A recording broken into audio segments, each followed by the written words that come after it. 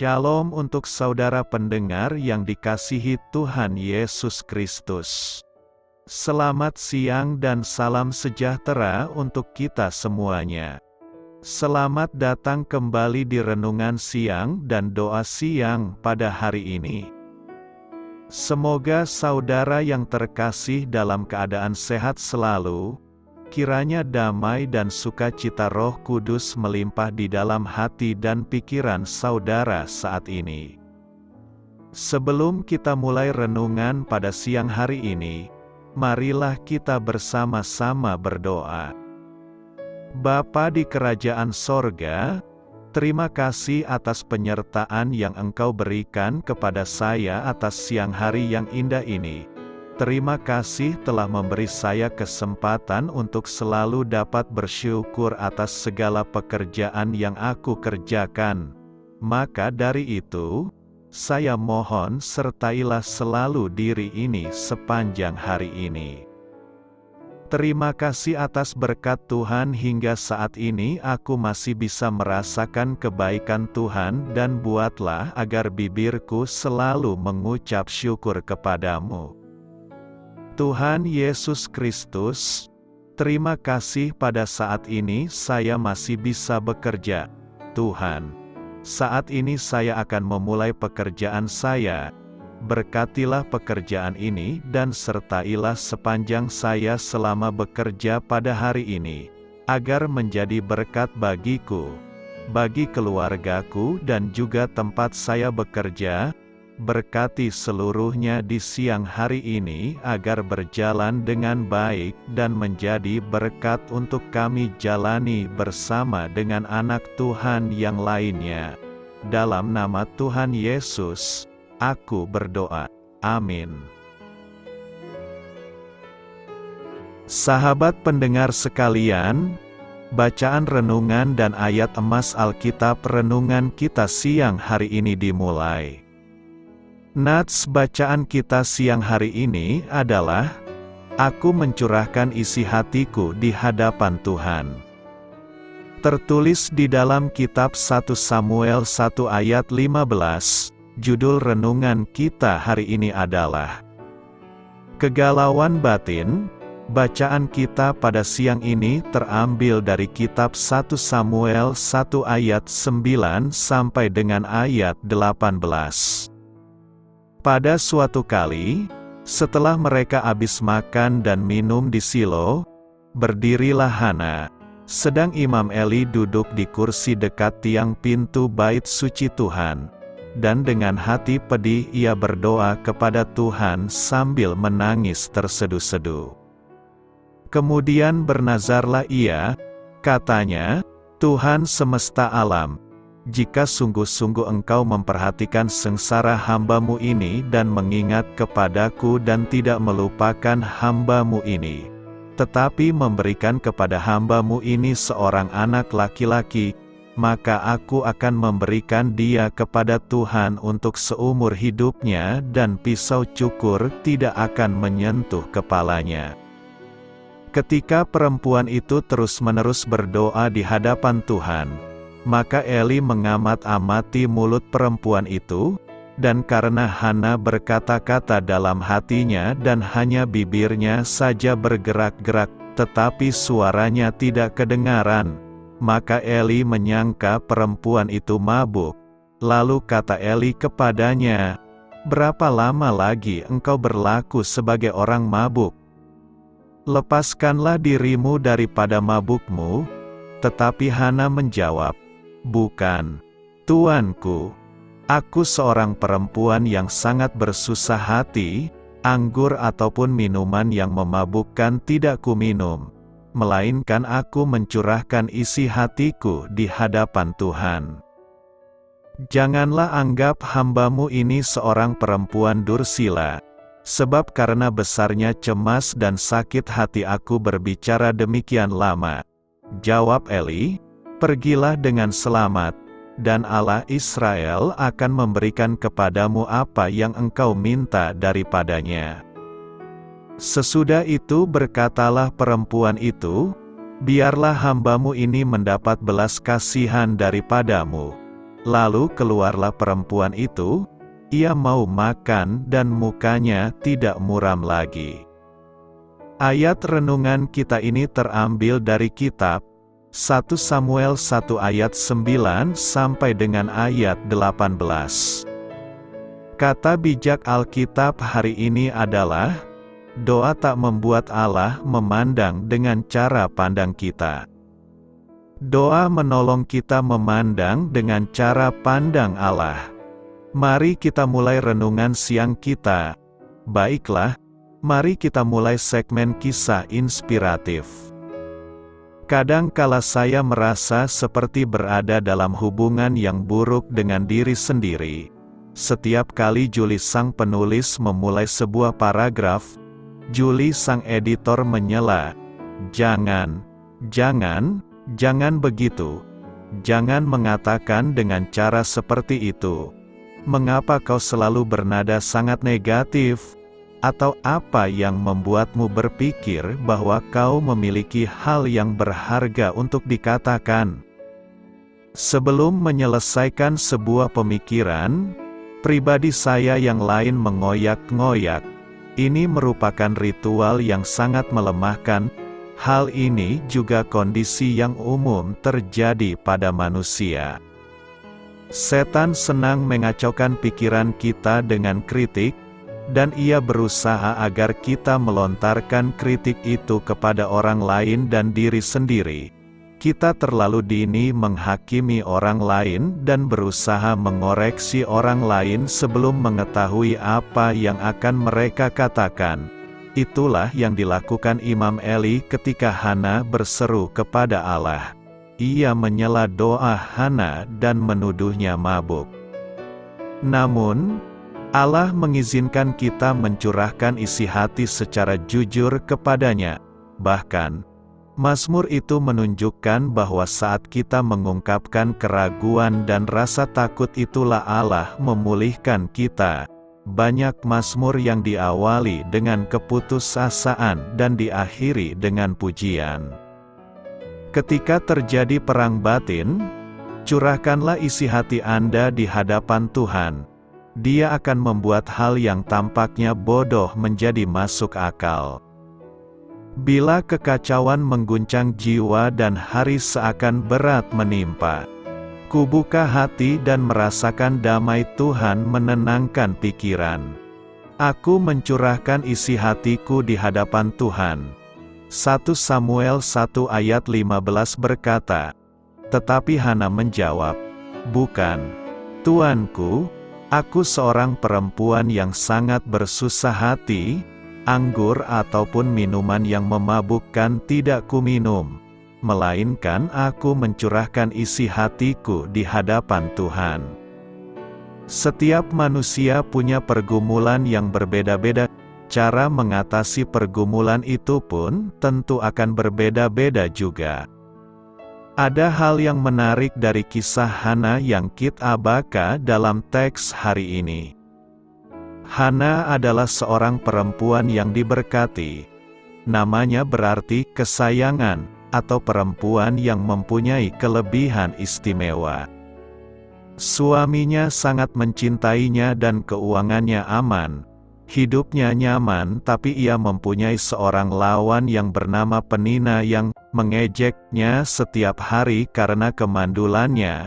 Meskipun Hana sangat diberkati, namun ia merindukan seorang anak. Tetapi rahimnya tertutup, ia mandul. Hidup Hana sangat nyaman dalam banyak hal, namun di satu bidang ia disakiti. Itu berarti Hana mengalami pergumulan yang sangat menekan hatinya. Pertanyaannya sekarang adalah apa yang dilakukan Hana dalam menghadapi pergumulan itu? Pertama, Hana mencurahkan isi hatinya di hadapan Tuhan. Hana tidak mau mencurahkan isi hatinya kepada manusia yang melainkan kepada Tuhan di dalam doa-doanya setiap hari di bait Allah. Walau Hana begitu jengkel sehingga ia menangis dan tidak mau makan, Tetapi ia tidak membalaskan sakit hatinya kepada Penina, melainkan ia mencurahkan isi hatinya di hadapan Tuhan saja. Ketika Hana mengalami perang kecemburuan, Hana terdorong untuk mencari Tuhan. Kedua, Hana tidak memedulikan segala fitnahan orang kepadanya. Hana tidak membuang-buang kekuatan melawan kritik, tetapi ia pergi kepada Tuhan dan ambillah tindakan bersama Tuhan dan tidak membiarkan seorang pun menjauhkannya dari Tuhan. Hana sedang berurusan dengan Tuhan, dan tidak seorang pun yang akan menghalanginya. Ketiga, Hana bertekun dalam doa sampai mendapatkan jawaban. Hana bertekun dalam mencurahkan isi hati kita kepada Allah sampai mendapat kembali jawaban darinya.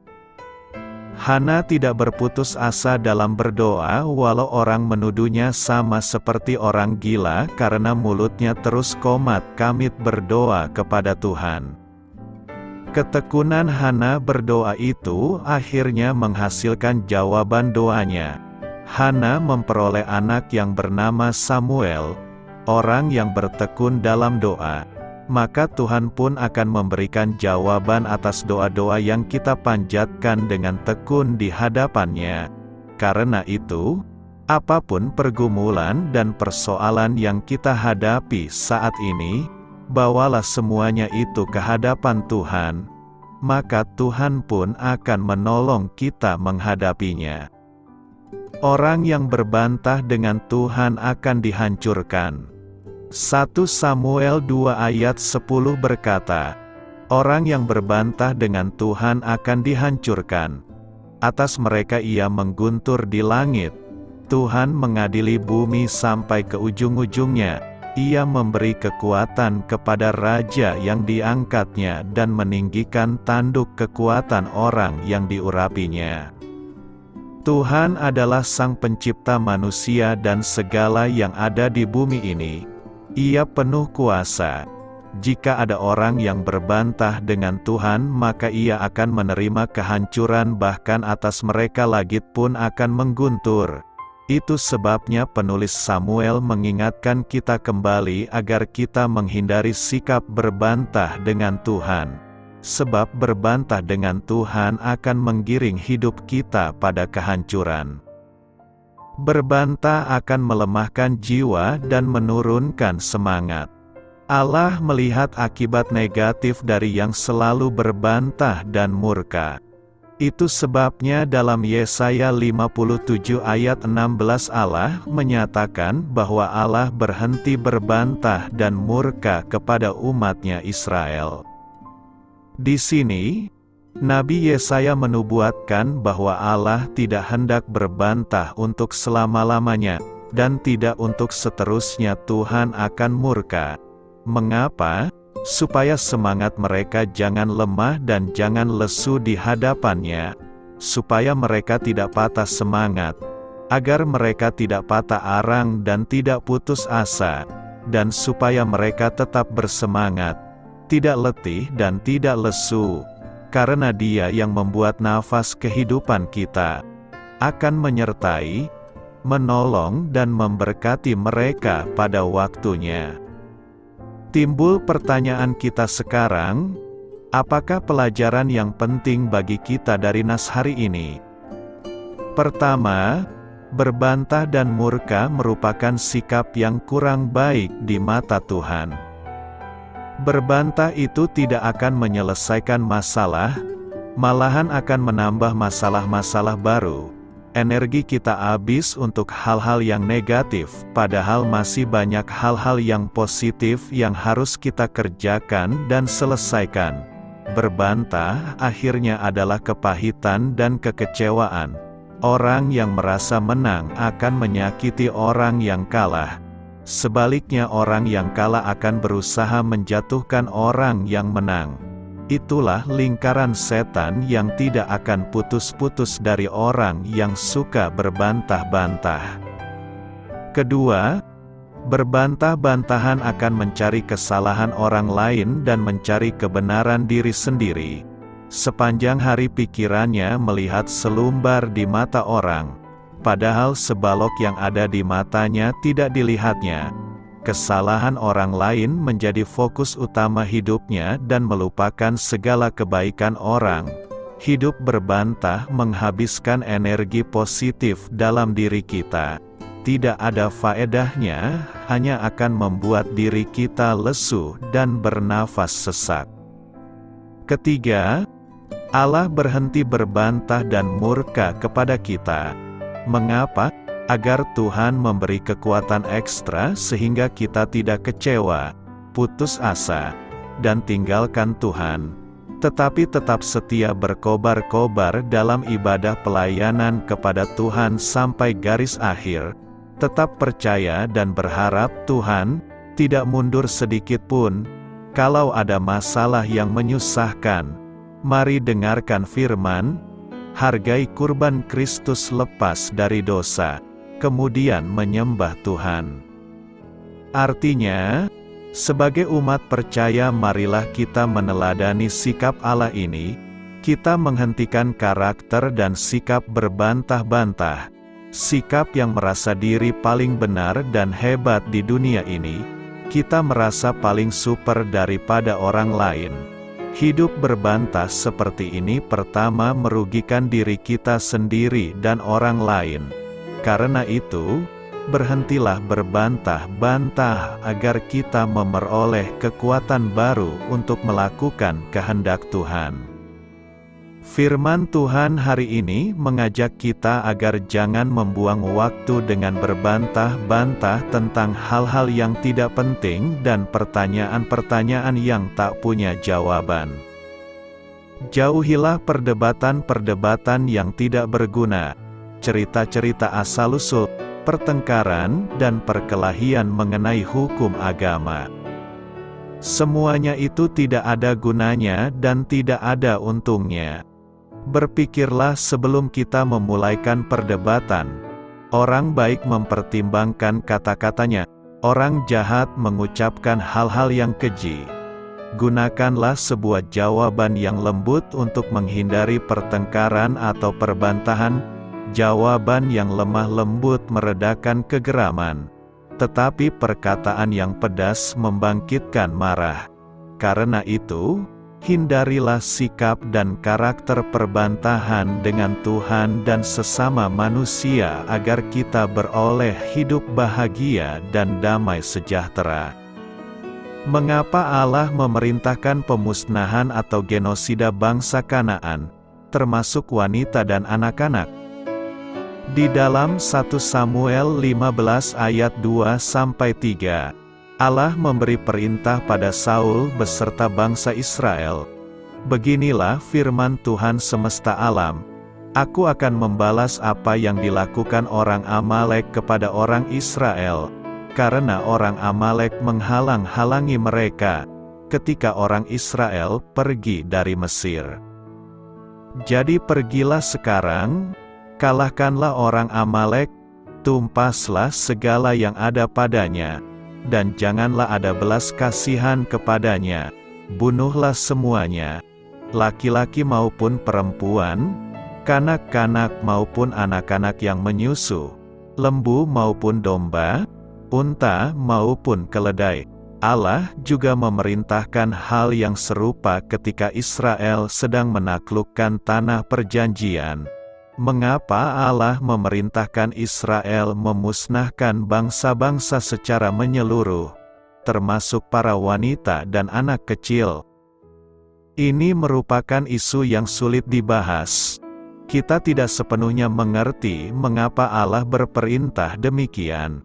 Akan tetapi kita percaya bahwa Ia adil, dan kita menyadari keterbatasan kita memahami Allah yang berdaulat, tak terbatas, dan abadi. Ketika kita mempelajari isu yang sulit seperti ini, kita harus mengingat bahwa jalan Allah lebih tinggi dari jalan kita dan pikirannya lebih agung dari pikiran kita. Kita harus siap mempercayai dan beriman pada Allah walaupun kita tidak sepenuhnya mengerti cara-caranya. Lain halnya dari kita, Allah mengetahui masa depan. Allah sepenuhnya tahu akibatnya apabila Israel tidak memusnahkan bangsa Amalek. Jika Israel tidak menaati perintah Allah, maka bangsa itu akan kembali mengganggu Israel ke depannya. Saul mengklaim dirinya telah membunuh semua orang terkecuali Agag, raja Amalek. Saul sedang berbohong. Beberapa dasawarsa kemudian, jumlah kaum Amalek begitu banyak sehingga mereka dapat menyandera keluarga Daud serta keluarga anak buahnya. Setelah Daud dan pasukannya menyerang kaum Amalek dan menyelamatkan keluarga mereka, sekitar 400 orang Amalek melarikan diri. Jika Saul memenuhi perintah Allah, maka hal ini tidak mungkin terjadi. Beberapa ratus tahun kemudian, Haman, seorang keturunan Agag, berusaha memusnahkan seluruh umat Yahudi. Jadi, kurang taatnya Saul hampir menyebabkan kebinasaan total seluruh bangsa Israel.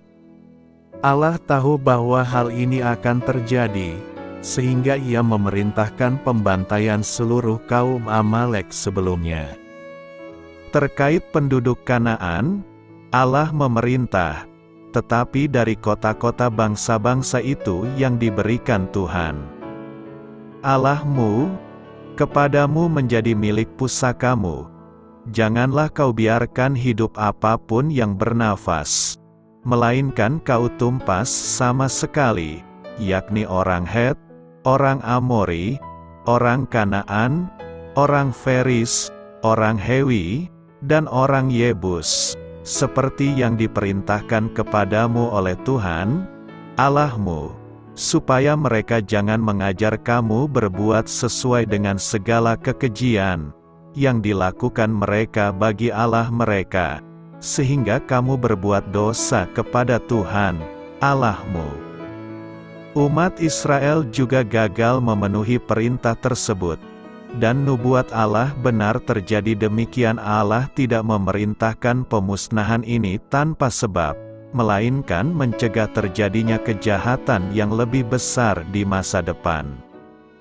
Mungkin bagian perintah Allah yang paling sulit diterima adalah perintah untuk membunuh anak-anak. Mengapa Allah memerintahkan pembunuhan anak yang tidak berdosa? 1. Anak mempunyai dosa. 2. Anak-anak ini ketika dewasa akan memeluk agama dan ritual keji yang dianut orang tua mereka. 3. Dengan menghentikan kehidupan mereka selagi anak, Allah memastikan mereka dapat masuk ke surga. Kita sangat percaya bahwa semua anak yang mati akan diterima ke dalam surga karena belas kasih dan rahmat Allah. Sekali lagi, jawaban yang kami beri ini tidak membahas seluruh isu yang terkait. Fokus kita sebaiknya berpusat pada kepercayaan pada Allah walaupun tidak memahami seluruh jalannya. Kita juga harus mengingat bahwa Allah mengamati segala sesuatu dari sudut pandang kekal dan bahwa jalannya lebih tinggi daripada cara kita. Allah adalah tolak ukur dari segala keadilan, kebenaran, kekudusan, kasih, belas kasih, dan belas kasihan. Kita mungkin kesulitan memahami bagaimana seluruh atribut Allah bekerja sama. Namun itu tidak berarti kenyataannya lain dari pemberitaan Alkitab. Apa kata Alkitab mengenai ketidakinginan untuk berdoa? Doa adalah sumber kekuatan perjalanan rohani orang Kristen dengan Allah. Doa menghubungkan kita dengan Allah. Doa adalah cara yang aktif untuk mengasihi dan berhubungan dengan orang lain. Dan doa meluangkan tempat dalam hati sang pendoa untuk mendengar koreksi Allah. Alkitab menasehati kita untuk tetaplah berdoa, sehingga sikap yang bermalas-malasan berdoa adalah dosa. Apapun yang menghambat hubungan kita dengan Allah atau yang menggiring kita pada pengandalan diri adalah kesalahan. Kita dapat menganggap tindakan Adam dan Hawa dalam Kejadian pasal 3 sebagai ketidakinginan berdoa. Mereka makan dari pohon pengetahuan baik dan jahat dan menjadi malu berkomunikasi dengan Tuhan ketika Ia datang menjenguk mereka di taman. Oleh karena dosa mereka, hubungan mereka dengan Allah terputus. Komunikasi mereka dengannya terhambat. Ketidakinginan Adam dan Hawa itu berdosa, dan disebabkan pula oleh dosa. Apakah Anda dapat membayangkan seseorang berkata dia teman terdekat Anda namun tidak pernah berbicara dengan Anda? Hubungan tersebut, jika betul-betul ada, tentunya merenggang. Sama halnya hubungan dengan Allah seperti itu akan gersang dan tidak menyenangkan tanpa adanya komunikasi. Ketidakinginan berdoa berbalikan dengan hubungan yang baik dengan Allah. Umat Allah mempunyai keinginan yang alami untuk berkomunikasi dengan Tuhan mereka. Tuhan, pada waktu pagi Engkau mendengar seruanku, pada waktu pagi aku mengatur persembahan bagimu, dan aku menunggu-nunggu perintah Alkitab untuk berdoa diikuti oleh janji-janji yang indah. Tuhan dekat pada setiap orang yang berseru kepadanya, pada setiap orang yang berseru kepadanya dalam kesetiaan. Kristus adalah teladan terbaik akan gaya hidup yang berdoa. Ia adalah seorang pendoa, dan Ia mengajar pengikutnya untuk berdoa. Jika anak manusia menganggap dirinya perlu berdoa, bagaimana lagi dengan kita? Ketidakinginan berdoa mengabaikan karunia perantaraan yang telah dipercayakan pada kita. Kita dipanggil untuk mendoakan saudara-saudari kita di dalam Kristus. Paulus sering meminta doa umat Allah bagi dirinya, dan ia juga setia dalam mendoakan mereka. Nabi Samuel menganggap doa bagi umat Israel sebagai bagian yang penting dalam pelayanannya. Mengenai aku, jauhlah daripadaku untuk berdosa kepada Tuhan dengan berhenti mendoakan kamu. Aku akan mengajarkan kepadamu jalan yang baik dan lurus. Menurut Samuel, keengganan berdoa adalah dosa. Ketidakinginan berdoa bertentangan dengan perintah Allah untuk mengasihi orang lain. Dan kita tidak sebatas mendoakan orang yang layak didoakan saja. Pertama-tama aku menasihatkan, naikkanlah permohonan, doa syafaat dan ucapan syukur untuk semua orang. Yesus memerintah supaya kita mendoakan orang yang menganiaya kita. Inilah pesan Kristus, yakni mengasihi dan mengangkat semua orang dalam doa, bahkan mereka yang sulit dikasihi. Doa meluangkan tempat untuk mendengar koreksi Allah. Ketidakinginan berdoa mengurangi kemampuan kita untuk mendengar Kristus ketika Ia membisikkan saran atau tuduhan pada roh kita. Ibrani 12 ayat 2 mengingatkan kita bahwa Kristus adalah yang membangkitkan iman kita dan memeliharanya dari permulaan sampai akhir, tanpa berdiamnya rohnya di dalam hati kita, maka kita akan tersesat di jalan yang sulit karena mengikuti pertimbangan pribadi kita. Ketika kita mendoakan supaya kehendak Allah terjadi di bumi seperti di sorga, menyimpangnya kehendak kita akan segera terungkap. Matius 26 ayat 41 juga memberi kita peringatan lain. Berjaga-jagalah dan berdoalah, supaya kamu jangan jatuh ke dalam pencobaan. Ketidakinginan berdoa membutakan hati kita akan godaan yang mengepung dan semakin menjerumuskan kita ke dalam dosa. Hikmat kita hanya berkembang melalui penerangan dan arahan Roh Kudus, dan hanya melalui kuasa Roh Kudus dapatkah doa kita menjadi efektif. Doa adalah tali kehidupan yang menghubungkan kita kepada Allah. Kristus mencerminkan hidup yang senantiasa berdoa dalam pelayanannya sehingga kita perlu mengikuti teladannya.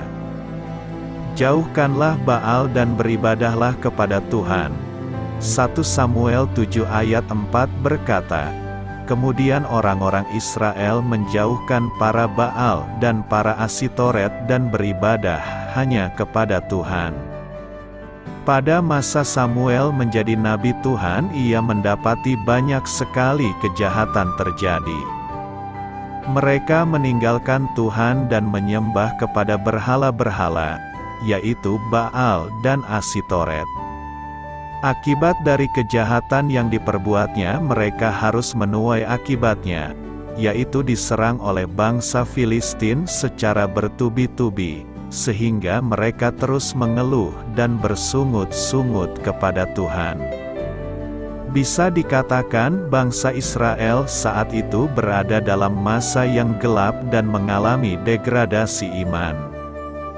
Melihat kondisi ini, Nabi Samuel menegur mereka dengan keras dan memperingatkan mereka untuk segera bertobat, berbalik kepada Tuhan dan menjauhkan ilah-ilah asing dari antara mereka, sebelum hal-hal yang jauh lebih buruk menimpa. Kalau mereka mau bertobat dengan sungguh-sungguh, Tuhan pasti akan menunjukkan belas kasihan-Nya dan melepaskan mereka dari tangan orang Filistin. Karena itu Samuel segera mengumpulkan segenap umat Israel dan menyerukan pertobatan. Tanda pertobatan adalah menyingkirkan berhala-berhala itu. Kemudian orang-orang Israel menjauhkan para Baal dan para Asitoret dan beribadah hanya kepada Tuhan. Kata jamak untuk Baal adalah Balim. Kata jamak untuk Astarte adalah Asitoret. Astarte selalu menunjukkan bentuk jamak, hingga pemerintahan Salomo. Astarte adalah dewi orang-orang Kanaan dan orang-orang Punisia.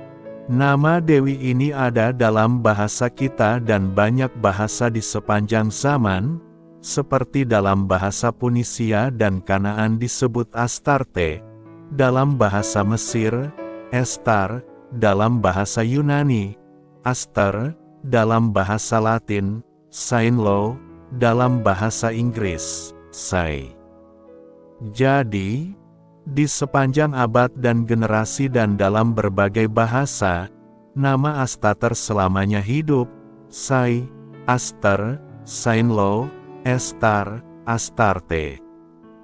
Bangsa Israel menyembah dewi ini, Dewi Langit. Banyak orang zaman ini masih menyembah Dewi Langit ini, di mana di banyak tempat dewi ini diwujudkan dalam berbagai bentuk, baik di Dallas, dan di banyak tempat di dunia. Di Israel, pada masa-masa mereka jatuh dalam penyembahan berhala, mereka menyembah dewi ini, sehingga dengan demikian mereka adalah penyembah berhala. Tentang Dewa Baal, dewa ini selalu berwujud batu, karena menggambarkan kekuatan. Kemudian wujud dari Astarte senantiasa dibuat dari kayu, dan mereka menyebutnya Asitoret, yang menggambarkan Dewi Langit. Dalam Perjanjian Lama, versi King James diterjemahkan, Grove. Mereka yang menyembah Dewi Astarte dan Dewa Baal adalah orang-orang yang tidak bermoral dan buruk sekali sehingga sangat sulit untuk dilukiskan. Penyembahan berhala selalu membawa manusia ke taraf hidup yang rendah. Dalam bahasa apapun, dalam agama apapun, dalam bangsa manapun, di dalam seluruh sejarah manusia, hal itu tidak ada perkecualian. Itulah sebabnya Allah dengan tegas melarang, dan larangan itu terdapat dalam perintah yang Ia tulis sendiri dengan tangannya pada loh batu. Dan ketika bangsa Israel mulai menyembah berhala, secara turun-temurun mereka telah jatuh ke dalam kesengsaraan dan penyelewengan, kebohongan moral, kebohongan sosial, kebohongan nasional, di bawah hukuman Allah yang kudus dan benar.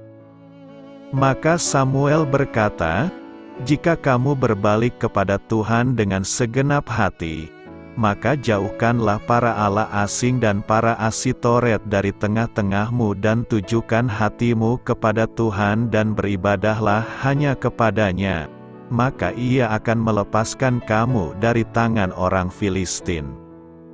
Bukankah hal itu sebagai satu pelajaran untuk kita juga? Allah akan melepaskan kamu dari tangan orang Filistin. Perhatikan di sini bahwa Allah tidak menyuruh mereka untuk membentuk pasukan tentara yang besar, dan Ia juga tidak berkata bahwa mereka harus membentuk pasukan angkatan laut untuk Israel. Yang Allah anjurkan adalah, mereka harus berbalik kepada Tuhan dengan segenap hati. Artinya, mereka harus membereskan hubungan yang rusak dengan Tuhan, dan dengan demikian Allah akan membebaskan mereka dari tangan orang Filistin. Kemudian dalam 1 Samuel 7 ayat 5 kita membaca, "Lalu berkatalah Samuel, kumpulkanlah segenap orang Israel ke Mispa, maka aku akan berdoa untuk kamu kepada Tuhan." Di sini ada satu prinsip yang baik. Pertama, berdoa. Kemudian pelayanan firman Tuhan. Itulah yang dilakukan dalam Kisah Para Rasul pasal 6 ayat keempat. Supaya kami sendiri dapat memusatkan pikiran dalam doa dan pelayanan firman, berdoa dan berkhotbah, berdoa dan menyembah, berdoa dan melayani Allah. Merupakan hal yang pertama untuk memohon Allah memberkatinya. Jadi Samuel berkata, "Aku akan berdoa untuk kamu kepada Tuhan." Setelah berkumpul di Mispa, mereka menimba air dan mencurahkannya di hadapan Tuhan. Itu merupakan satu tanda kelemahan-kelemahan mereka. Lalu mereka berkata, "Kami telah berdosa kepada Tuhan." Sesudah itu Samuel mengambil seekor anak domba yang menyusui lalu mempersembahkan seluruhnya kepada Tuhan sebagai korban bakaran. Dan ketika Samuel berseru kepada Tuhan bagi Israel, maka Tuhan menjawab dia. Setelah Samuel dan bangsa Israel melakukan itu, maka kita dapat memerhatikan apa yang terjadi. Dalam 1 Samuel 7 ayat 10 kita membaca, "Sedang Samuel mempersembahkan korban bakaran itu, majulah orang Filistin berperang melawan orang Israel." Jadi di sini kita melihat bahwa ketika umat Tuhan sedang menyembah Tuhan, sedang menatap ke surga, pada saat orang-orang Filistin datang untuk membunuh dan menghancurkan. Namun demikian, Allah tidak tinggal diam. Segera ketika orang-orang Filistin maju untuk menyerang, Tuhan mengguntur dengan bunyi yang hebat ke atas orang Filistin dan mengacaukan mereka, sehingga mereka terpukul kalah oleh orang Israel. Selanjutnya, untuk menunjukkan rasa terima kasih atas apa yang Allah telah lakukan, Samuel memanggil orang-orang Israel untuk berkumpul dan kemudian ia mengambil sebuah batu dan mendirikannya antara Mispa dan Yesana. Ia menamainya Ebenezer. Katanya, "Sampai di sini Tuhan menolong kita." Bila ditulis, kira-kira doa Samuel adalah seperti berikut. "Di sini aku mendirikan Ebenezerku. Aku datang ke sini dengan pertolonganmu, dan aku mengharapkan kesukaanmu. Tiba di rumah dengan aman." Satu hal yang luar biasa untuk memenangkan peperangan dalam doa adalah satu hal yang luar biasa mengalami kemenangan dengan memandang kepada Allah. Karena itu, mari kita lawan segala berhala dan kuasa iblis dengan doa-doa kita agar kita memperoleh kemenangan dari Tuhan. Selamat berkarya untuk Tuhan, selamat memulai karya dalam minggu ini untuk Tuhan. Doa saya menyertai saudara sekalian.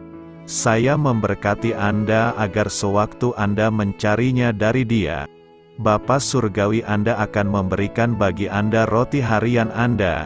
Dalam nama Yesus Kristus, Tuhan yang berkuasa atas alam semesta dan menuntun kita kepada iman yang menyelamatkan, Tuhan Yesus menyertai senantiasa. Tuhan memberkati. Amin.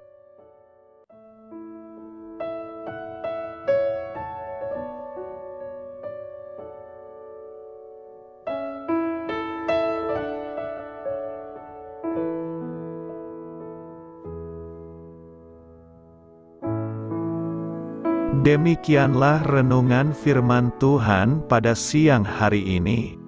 Semoga menjadi kekuatan di dalam hidup kita dan menjadikan kita pribadi yang lebih sukses. Sebelum kita memulai aktivitas hari ini, marilah kita berdoa. Bapa kami yang ada di sorga, terima kasih atas kasih dan kebaikan Tuhan yang begitu besar buat kami.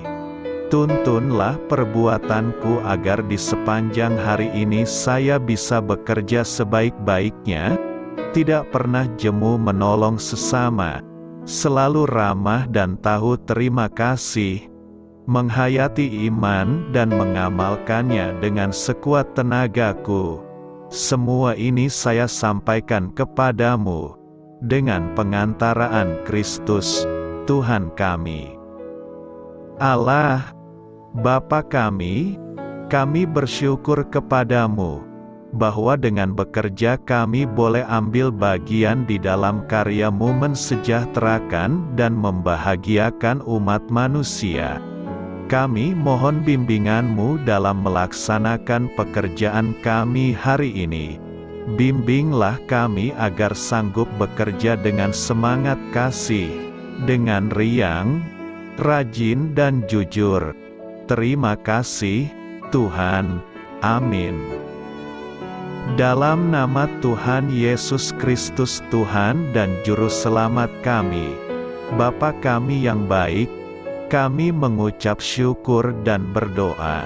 Amin. Biarlah firman Tuhan menjadi pengingat untuk kita semua, bahwa tuntunan dari Roh Kudus akan selalu memberi jalan keluar bagi setiap permasalahan hidup kita, dan memberi kedamaian di hati kita. Amin. Sampai jumpa di renungan siang saudara rohani berikutnya. Shalom.